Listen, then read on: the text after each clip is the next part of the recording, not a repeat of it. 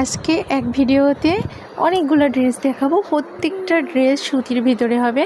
তো আমরা যে ড্রেসগুলো করি এগুলো একদম পিওর সুতি এবং আমরা সর্বোচ্চ ভালো কাপড় অরবিট কাপড়ে এই ড্রেসগুলো করে থাকি।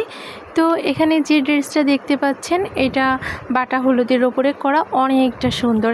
এবং এই যে এই কালো কালার জামাটা তো আমার কাছে ভীষণ ভালো লাগে। এখানে সাদা সুতা এবং গোলাপি সুতা দিয়ে কাজটা করা হয়েছে। তো এই যে এখানে আরেকটা ড্রেস মিষ্টি কালার, এটাও অনেক সুন্দর।